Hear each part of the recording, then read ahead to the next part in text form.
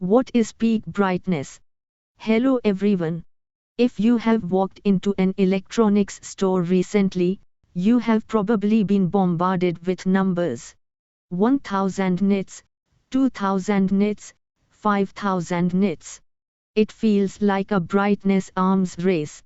Today, we are going to cut through the marketing noise. We're answering the question, what is peak brightness?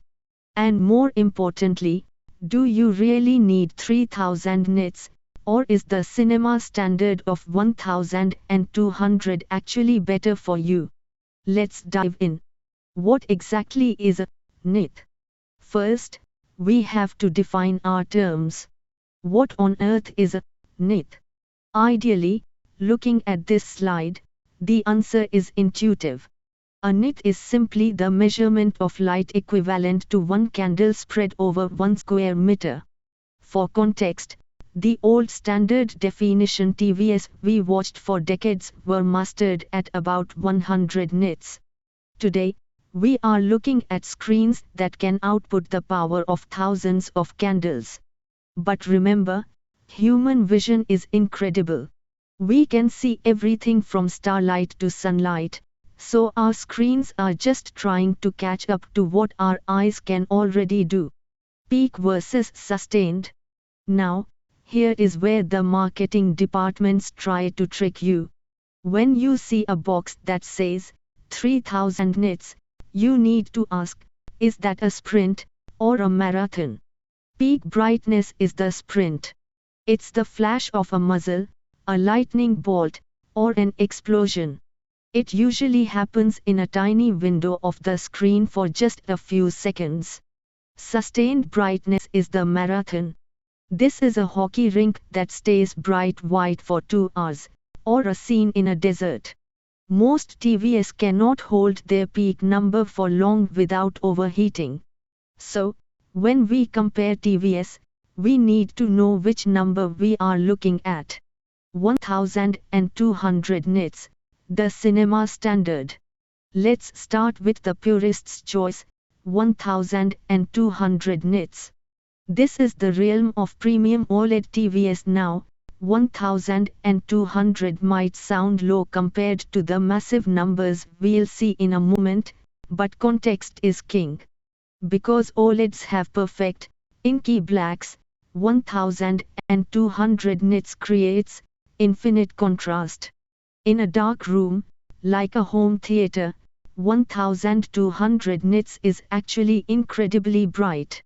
In fact, most movies are mastered by the director to cap out around 1000 nits. If you are a film buff watching movies at night, this is your sweet spot.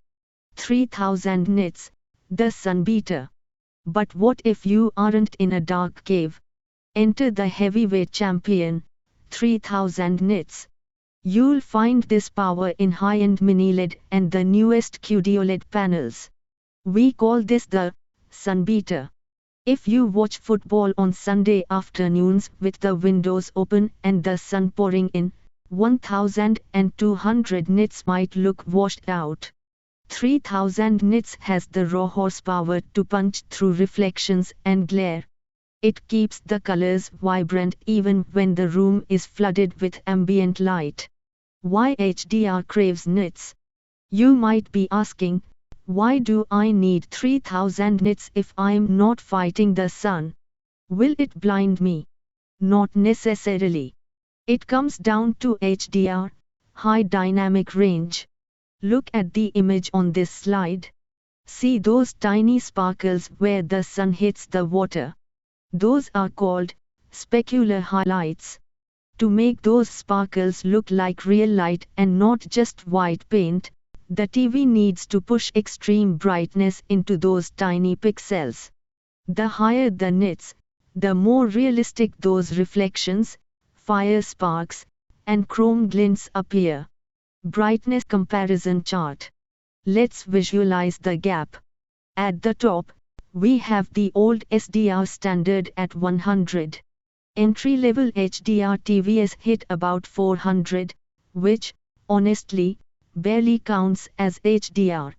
Then we have the premium OLEDs at 1000 to 1200. This is a beautiful image. But look at the bottom bar. The flagship mini LEDs are pushing 3000 plus. The gap in raw energy is massive. However, and this is a big however, nonlinear perception. Your eyes don't work the way charts do. Human vision is logarithmic. That means to make something look twice as bright, to your brain, you need way more than double the nits. So, while 3000 nits is mathematically triple the power of 1000 nits, to your eye, it might only look about 50% to 70% brighter overall. It is definitely noticeable, but it is a case of diminishing returns. Don't expect the TV to look 3 times better just because the number is 3 times higher. The cost of brightness. And brightness comes at a cost. First, power. Pushing 3000 nits consumes significantly more electricity. Second, heat. Heat is the enemy of electronics. On OLEDs specifically, driving them too hard can lead to faster burn-in. And finally, eye comfort. If you watch a 3000 nit screen in a pitch-black room, a sudden explosion scene might actually be physically painful, like someone shining a flashlight in your eyes.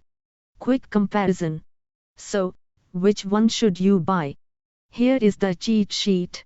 If you value perfect black levels, infinite contrast, and you mostly watch movies in a dim or dark room, stick to the 1000 to 1500 nit range, OLED.